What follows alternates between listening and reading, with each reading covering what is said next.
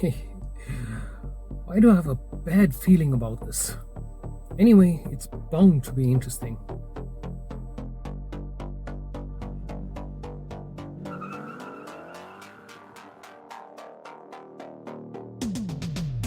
Hand on the wheel, got my pistons pumping, all 800 horses running.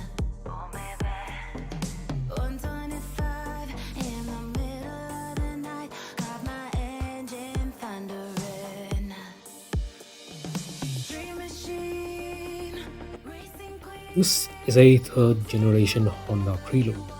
It was built between 1987 and 1991. What I have here is the facelifted model that came out in 1991. It has a 2-liter 4-cylinder fuel-injected engine with 16 valves and a dual overhead camshaft. The transmission is a 4-speed automatic. The Prelude was well known for having a 4-wheel steering system, which made maneuvering very easy. Unfortunately, this feature wasn't available in South Africa. The car that you see here was purchased at an auction, and not surprisingly, there were many faults with it. The engine was in a poor state and had to be completely rebuilt. The transmission was even worse, and that had to be completely replaced with a refurbished model.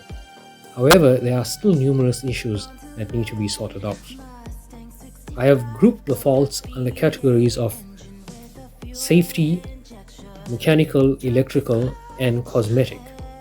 There will be an overlap between mechanical and safety since these older vehicles weren't so dependent on electronic systems for their safety. Let's begin with the safety problems. The seatbelt buckles are not original and they are in the wrong location.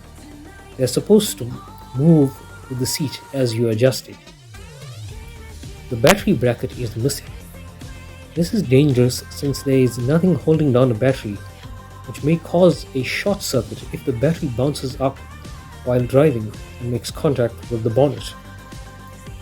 The brakes have air in the pipeline and need to be bled. However, this cannot be done until all the work in the engine bay is complete, since it requires the removal and reinstallation of the brake lines.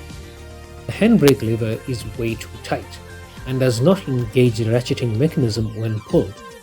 This implies that the handbrake cable has been set too tight, possibly to hide the fact that the parking brake pads are worn out. Now let's move on to the mechanical faults. There appears to be an oil leak beneath the transmission.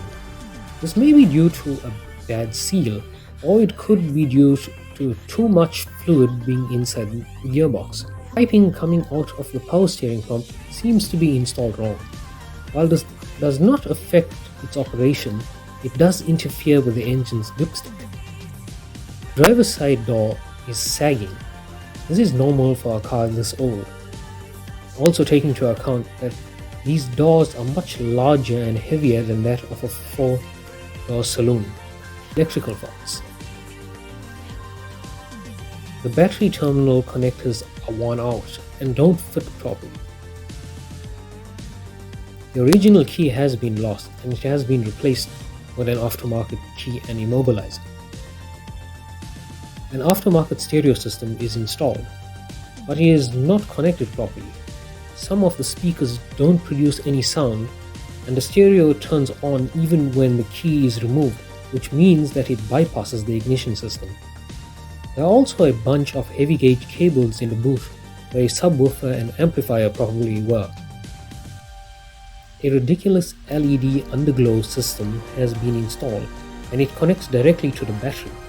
Judging by the poor installation, it's possible that these LEDs could even fall out while you are driving. Finally, the cosmetic faults. The sunroof looks like it has been replaced with a version that does not open. The entire car needs to be repainted, but that is understandable for a car this age. The tail lights are cracked and have moisture inside them. One of the alloy wheel lug nut covers have been lost and are now replaced with an aluminium disc. An aftermarket exhaust tailpipe that doesn't even sound good has been installed. Some of the interior trim screws have been lost, and some have even been replaced with furniture screws.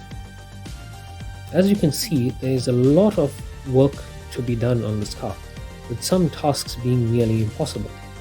The Prelude's age means that replacement parts can only be found in scrapyards, but since it is so rare in South Africa, even that exercise may be futile. The only solution in this case is to have parts custom made. However, that may be too expensive, so a better alternative is to source aftermarket parts and then modify them to fit.